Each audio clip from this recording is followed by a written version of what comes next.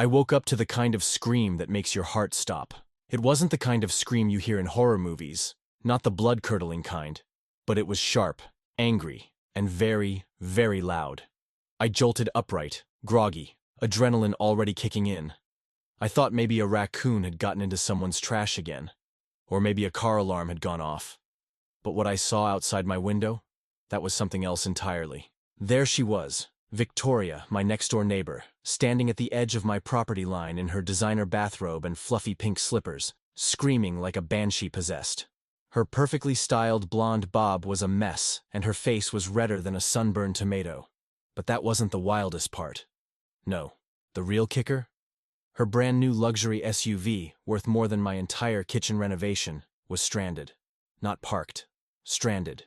Right in the middle of a deep, wide trench that now completely circled my driveway. A trench that I had legally dug. And the cherry on top?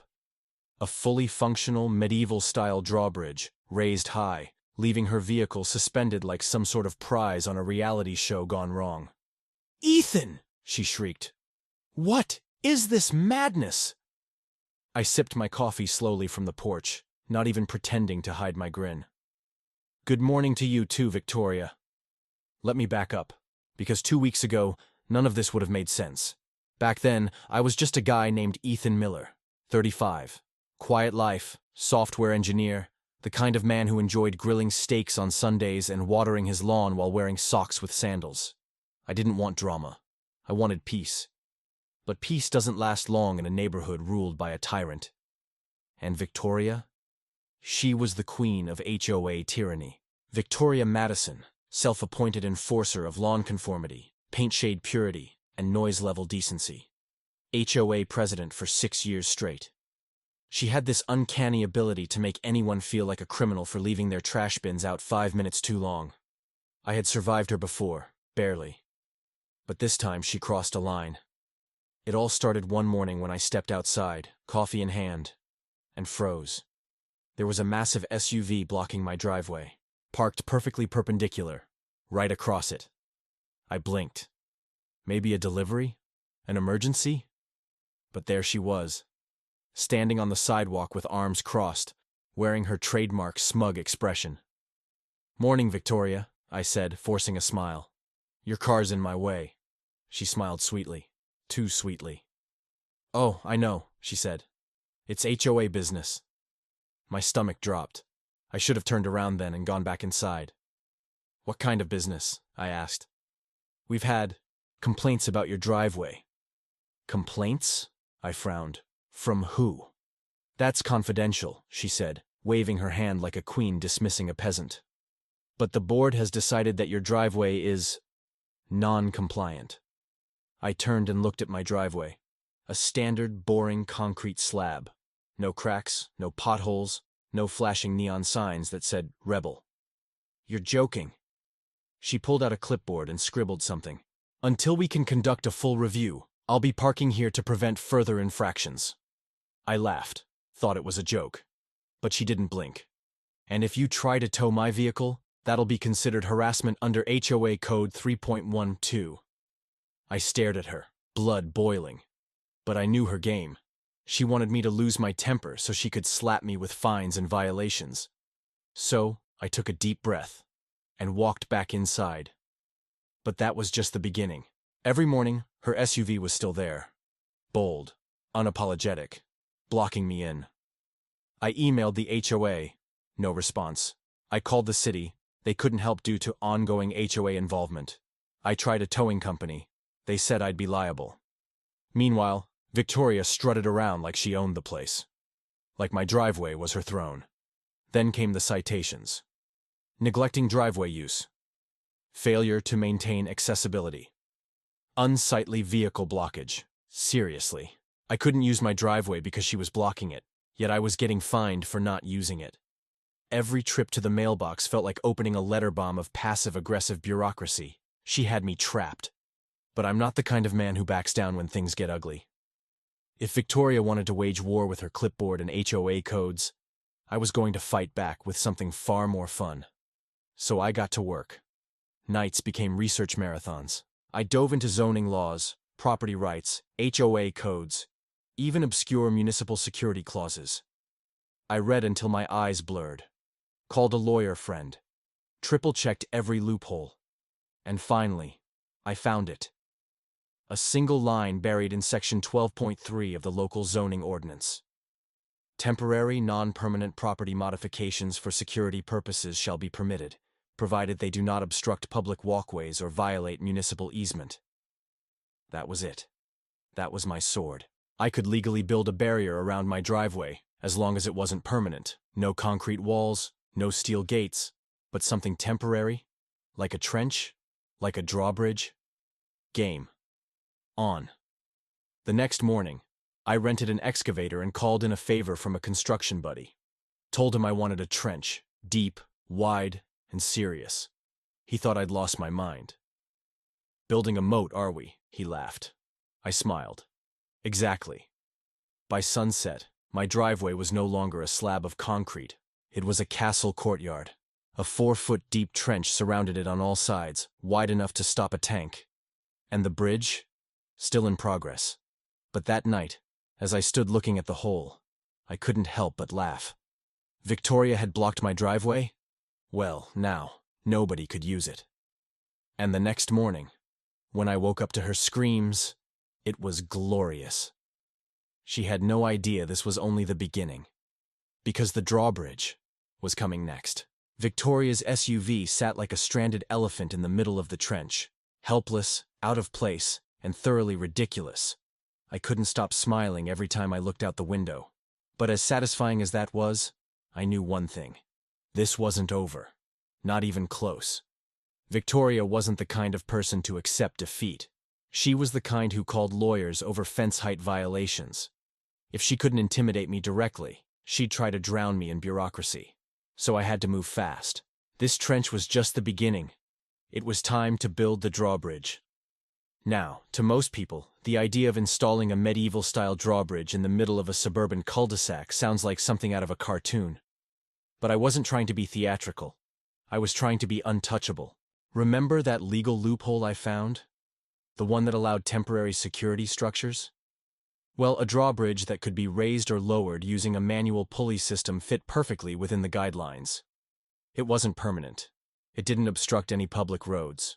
And most importantly, it gave me total control over my own property again. The next morning, I made some calls.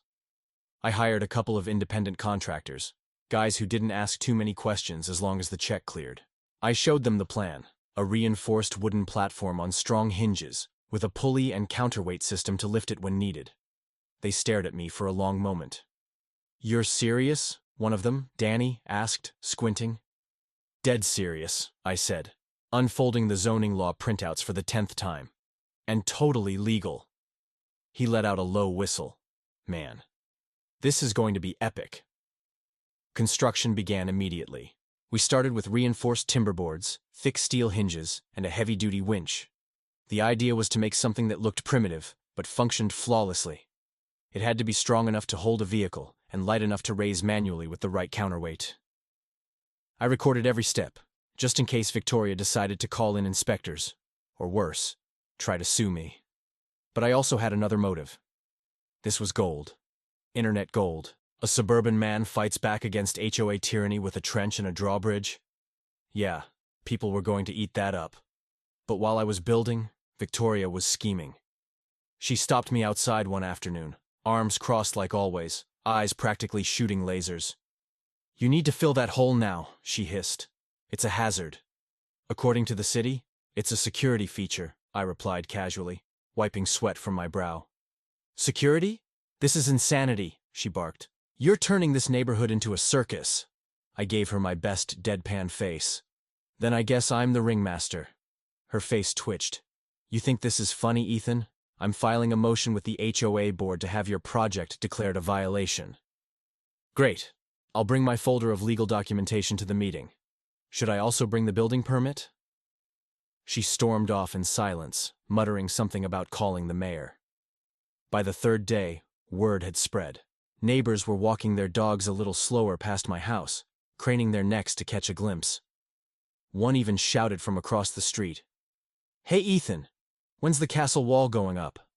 I laughed. Next month, after the moat gets stocked with alligators." They laughed back, but Victoria wasn't amused. The following morning, 2 city inspectors arrived. Victoria stood smugly behind them as they walked up my driveway, clipboards in hand. I welcomed them with cold drinks and a binder full of permits, codes, and signed approvals.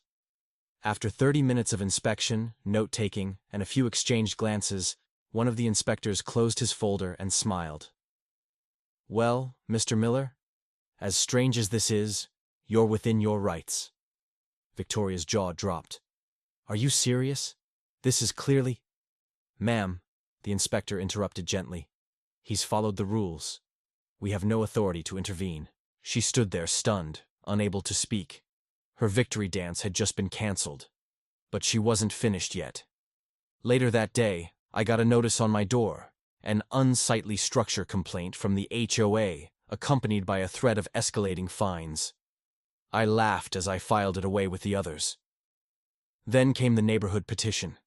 Victoria started going door to door, clipboard in hand, trying to rally other residents to force me to stop construction.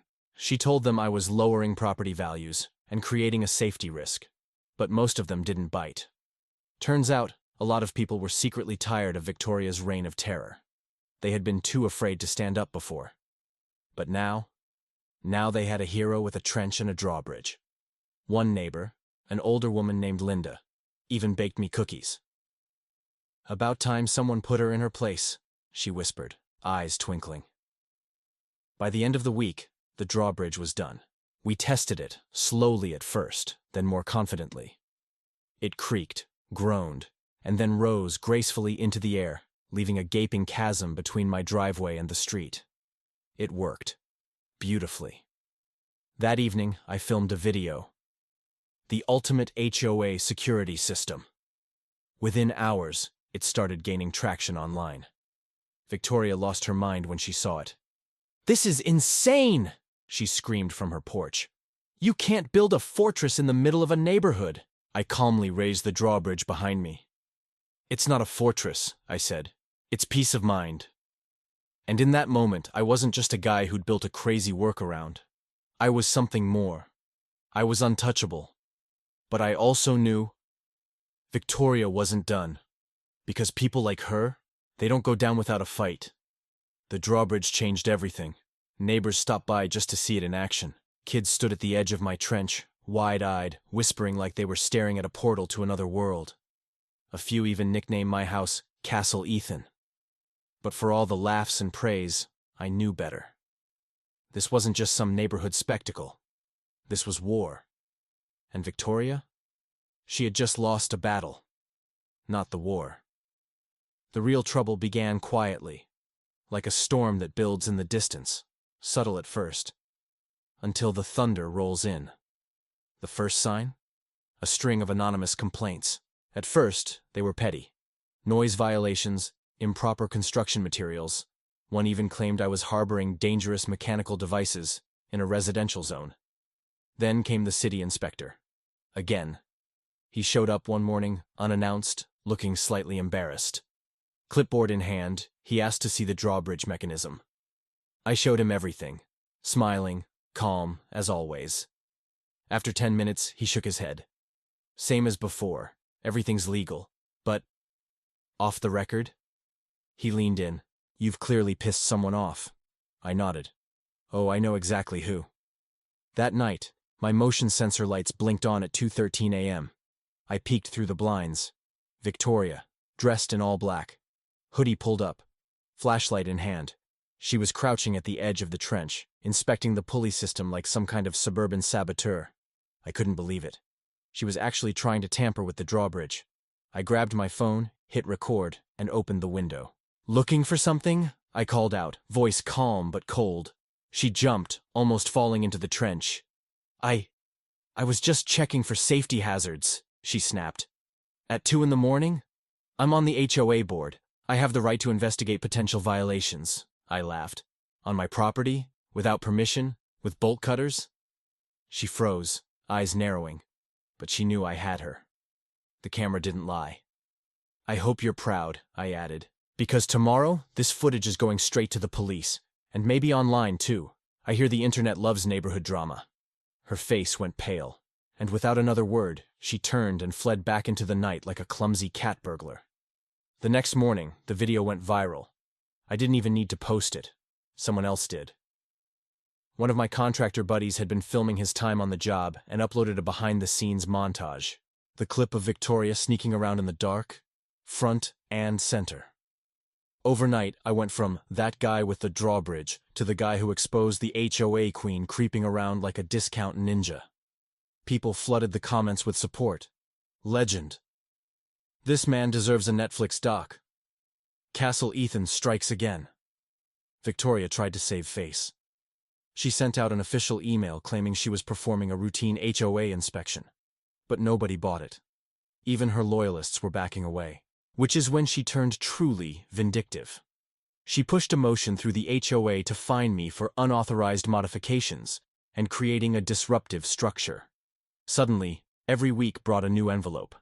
The charges got more absurd by the day, like she was throwing darts at a legal dictionary. One fine accused me of constructing a non-compliant medieval fixture. Another?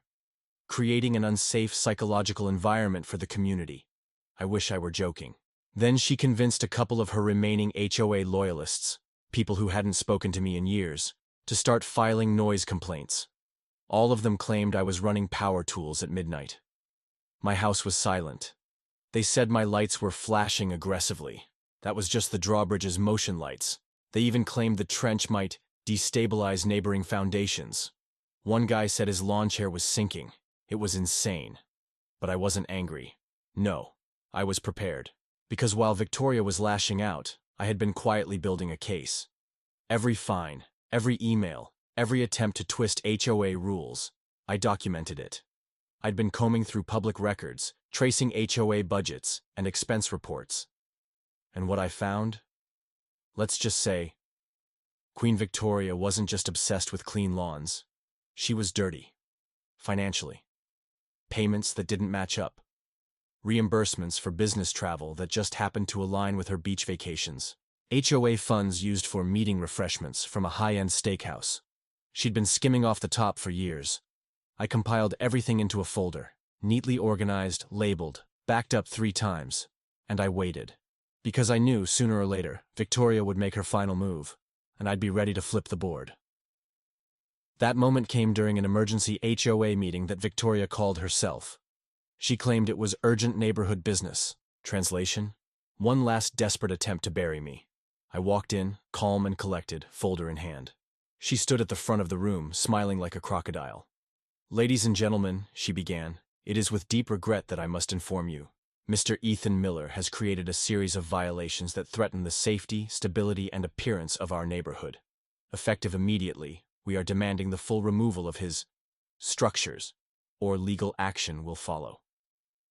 Some murmurs, a few nods. I waited, then stepped forward. "I'd like to submit a response," I said. Victoria rolled her eyes. "This isn't a courtroom, Ethan." "No," I replied, "but you'll wish it were." I opened the folder and began reading, line by line. Every shady purchase, every fabricated fine, every suspicious transfer from HOA funds to personal accounts. I had screenshots, receipts, even a whistleblower statement from a former board member who'd had enough. The room went dead silent. Victoria's face drained of color. Her lips moved, but no words came out. "You're lying," she whispered. I looked up, meeting her eyes. "I have proof, and I'm ready to take it to the authorities." That did it. The crowd turned. Even her closest allies sat back in their chairs, stunned. Someone muttered, "She used HOA funds for a spa trip?" Another, "Wait, is that embezzlement?" Within 15 minutes, the board voted to suspend Victoria's powers pending investigation. I didn't celebrate, not yet, because the battle had only just begun. The emergency HOA meeting was held on a Wednesday evening, inside the community center's sterile, fluorescent-lit room that usually hosted yoga classes and bake sales. But tonight, it felt more like a courtroom. Word had already spread like wildfire about the trench, the drawbridge, the viral videos, and the video of Victoria creeping around my property like a rogue agent from a spy movie. People weren't just curious. They were hungry. Hungry for answers. Hungry for justice. I walked in with my folder under one arm and calm fire in my chest. Victoria stood at the front of the room in a sharp navy suit, her hair perfectly coiffed, that old smugness on full display, as if none of this had touched her. As if the past few weeks of chaos and scandal were all just a bad dream she could shake off. She tapped the microphone. "Thank you, everyone, for coming on such short notice," she began. Her voice was smooth, calculated, politician level. "We're here to address a serious threat to our community's values and appearance." I raised an eyebrow. "Over the past month," she continued, "a resident, Mr. Ethan Miller, has constructed unauthorized, unsightly structures that violate both the spirit and letter of our HOA guidelines. His so-called security measures have caused disruption, encouraged public ridicule, and brought negative attention to our neighborhood." Some members nodded. Others didn't. Victoria flipped a few pages in her folder and cleared her throat. "The board has reviewed the case, and I am recommending the immediate removal of all modifications, including the trench, the drawbridge, and any further medieval additions." She smiled as if she'd just declared victory at a town hall. That's when I stood. "May I respond?" Victoria's smile tightened. "This is not a debate, Mr. Miller." "I believe everyone deserves the full picture," I said, holding up my own folder. A quiet ripple went through the room. I walked to the front, slowly, deliberately, and laid the folder on the table like it weighed 100 pounds. "I've spent the past month documenting everything. Every citation I've received, every incident, every time this HOA, led by President Madison, has harassed me under the guise of regulation.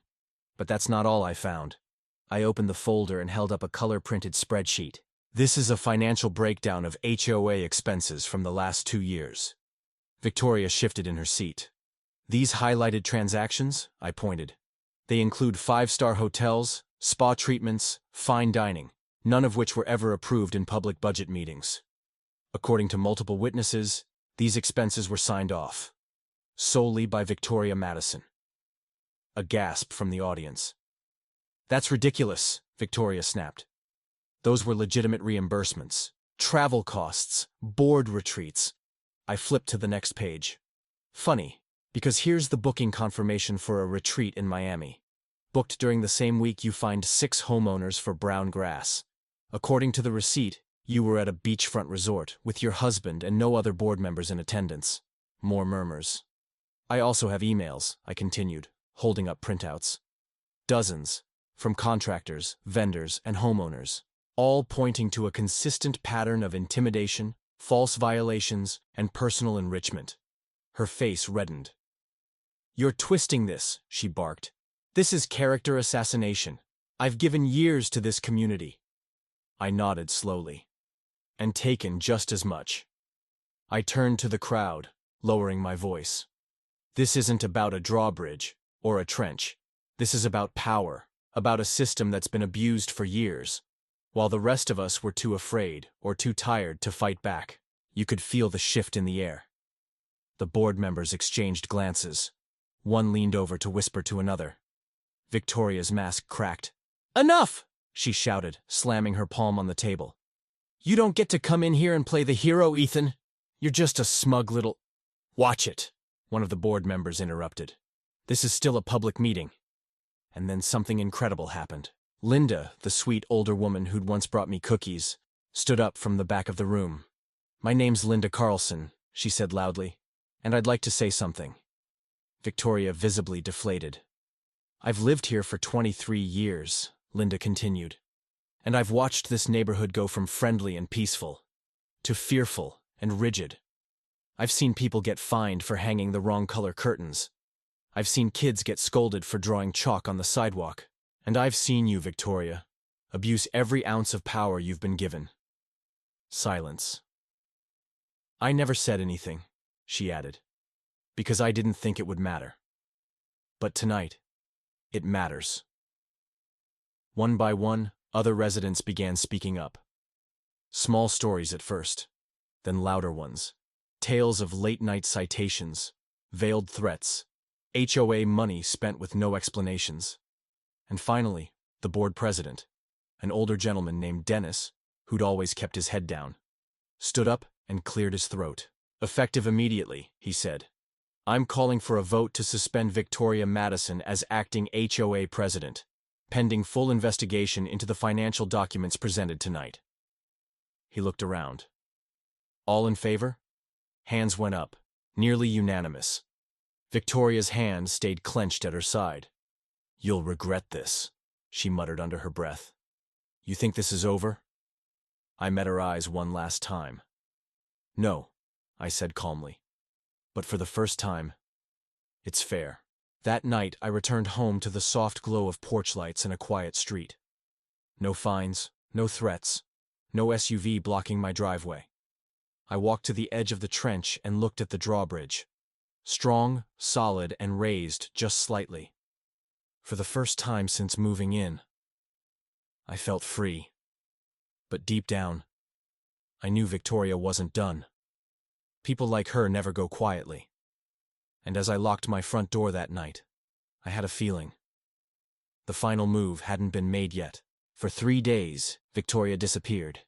No HOA emails, no surprise citations, no screaming matches from across the yard.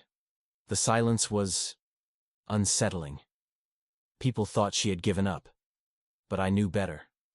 Victoria Madison wasn't the type to surrender. She was the kind who regrouped. The storm, I was sure, was coming. It started subtly. A zoning officer showed up one morning, armed with a clipboard and a suspicious smirk.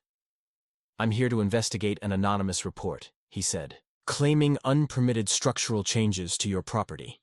I gestured to the drawbridge. "Everything's within code. I've got documentation if you'd like a copy." He chuckled. "Already heard about you, Mr. Miller. Honestly, this is the 3rd anonymous complaint we've had this week. Same handwriting, same aggressive tone. I've got a pretty good idea who's behind it." He gave me a nod and left. Then came the next wave. False noise complaints, emails alleging suspicious activity, and even one report stating that my drawbridge might cause neighborhood soil erosion. It was laughable. And then, it wasn't. 3:32 a.m. A loud crack shattered the quiet. I shot up in bed, heart pounding. For a second, I thought it was a fallen branch, until I heard the metal groan. I rushed to the window, and my stomach dropped. The drawbridge was broken. One side had snapped loose, hanging at a sickening angle. Below it, wooden planks lay splintered across the trench like broken ribs, and right in the middle of it all, illuminated by my floodlights, was a figure in black. Victoria. Bolt cutters still in hand. She'd cut the tension ropes herself, sabotaged it with a kind of reckless desperation I hadn't seen before. I didn't hesitate. I grabbed my phone, hit record, and dialed the police. By the time they arrived, she'd scrambled back to her house, but the footage was clear. Her face, her tools, her crime. When the officers knocked on her door, she came out swinging, metaphorically and almost literally. "This is harassment," she screamed as they cuffed her. "I was protecting the neighborhood. He's a menace, a threat." The cops didn't buy it. They read her the charges: trespassing, property damage, and attempted vandalism. She wailed as they walked her to the cruiser. And just like that, the tyrant of our neighborhood, our self-proclaimed queen, was hauled away under the watchful eyes of the very people she'd once controlled. The next day, the whole block buzzed like a shaken beehive. Neighbors I barely knew came by to shake my hand. Some brought food, some brought beer. One kid gave me a crayon drawing of my house with the words, "Ethan's Castle," scrawled across the top in red. But the biggest surprise? People began sharing their own stories. Turns out, Victoria had been abusing power for years, silently draining the HOA budget for personal luxuries, issuing bogus citations to homeowners who challenged her, and even threatening families with legal action over minor infractions. She'd gotten away with it because everyone had been too afraid to challenge her. Until now. The HOA, under pressure from public outcry, held a snap vote. Victoria was expelled permanently from the board. Not just suspended. Not just investigated. Gone. Her house went up for sale a week later, but sat on the market like an old ghost. Nobody wanted the former queen's lair. The stench of scandal clung to the walls like mold. Eventually, she sold it, at a heavy loss, and left town. And just like that, peace returned. But something else happened too. The HOA, crippled by scandal and abandoned by most of its members, dissolved entirely. No more surprise inspections. No more beige color violation fines. No more fear. The neighborhood became ours again. And me? Well, I became a legend. My story made the rounds on social media. The video of Victoria's late-night sabotage was viewed millions of times. News outlets picked it up. A reporter even came to do an interview titled, "The Man Who Beat the HOA with a Drawbridge." I wasn't looking for fame, but it came anyway. People from across the country sent emails, messages of support. Some even asked for blueprints. "I want to build one of these too," one man wrote. "Our HOA just fined me for having garden gnomes." My drawbridge? Fully repaired, stronger than before. I added a plaque next to the trench. It read, "In memory of HOA tyranny, may your rules rest in peace." Kids still love it. Every Halloween, I lower it with spooky music and fog machines. The neighborhood lines up to see the legendary bridge in action. But the best moment? One quiet evening, while I was grilling steaks in my backyard, an old man I barely knew, Mr. Hargrove, walked over. He'd lived here longer than anyone. "You know," he said, watching the sunset, "I always thought someone would stand up to her. But I never thought it would be you." I smiled. "Neither did I." He chuckled. "And I sure as hell didn't think it'd be done with a trench and a medieval bridge." We both laughed. The smoke from the grill curled into the sky, and for the first time in a long time, the air felt light. He patted my shoulder. "Whatever you did, son, it worked. This place is better now. Feels like home again." And he was right. Not just because Victoria was gone, but because finally we'd stopped being afraid. Final message. Sometimes the only way to stand up to bullies is to be bold, unapologetic, maybe even a little crazy. But crazy with a cause? That's how legends are born. So the next time someone tries to use power to push you down, remember, even in the suburbs, a drawbridge can change everything. They say home is where the heart is. But for the longest time, I thought home was just a place with 4 walls, a garage, and maybe a halfway decent lawn. I never imagined that home could also be a battlefield. A place where quiet wars are fought with citations instead of swords, and where the enemy wears a smile while handing you a fine. When this all began, I was just a guy who wanted to live in peace. I didn't ask to become the face of a suburban rebellion. I didn't plan to build a moat. I certainly didn't expect to become the unwilling symbol of stick it to the HOA freedom fighters across the internet. But life's funny like that. Sometimes you don't find the fight finds you, and when it does, it doesn't ask if you're ready. It just knocks on your door with a clipboard. Or in my case, parks a luxury SUV across your driveway. Looking back, I realized this story was never really about a trench, or a drawbridge, or even a rogue HOA president named Victoria. Those were just the pieces on the board. What this story was truly about was boundaries, literal ones, emotional ones, legal ones, personal ones. We live in a world that's increasingly loud, busy, and full of rules, some necessary, some laughably absurd. And when we're surrounded by noise, it becomes so easy to let other people redraw our lines, to let fear, convenience, or apathy decide where we stand. But here's the thing. If you don't draw your own boundaries, someone else will. Maybe it won't be an HOA president. Maybe it'll be a toxic boss. Or a manipulative friend. Or that little voice inside your head that says, "Don't cause trouble, just keep the peace." But peace without self-respect? That's not peace. That's quiet surrender. What I learned from digging that trench wasn't just how to install a pulley system or navigate zoning codes. I learned how to reclaim my voice, my space, my confidence. And no, you don't need to build a medieval drawbridge to do the same. But you do need to stand your ground when it matters. You need to speak up when something's wrong.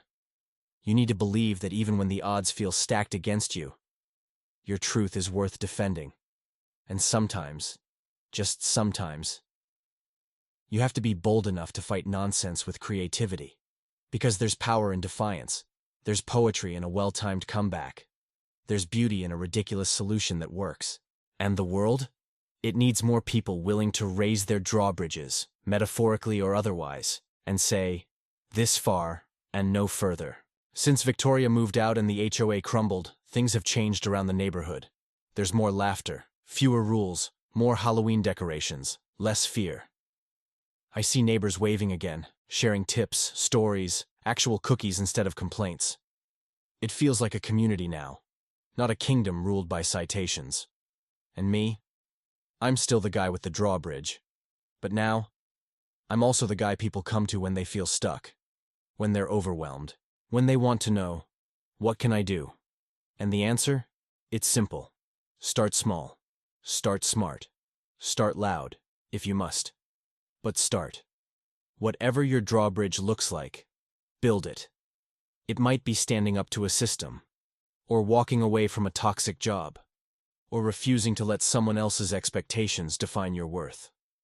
Your castle doesn't need to have towers and flags. It just needs walls strong enough to hold your values. Before we wrap up, I want to say this. To everyone out there who's ever felt powerless in their own home, their own skin, their own life, you're not alone, and you're not stuck. You have more control than you think. You have more fight in you than you believe.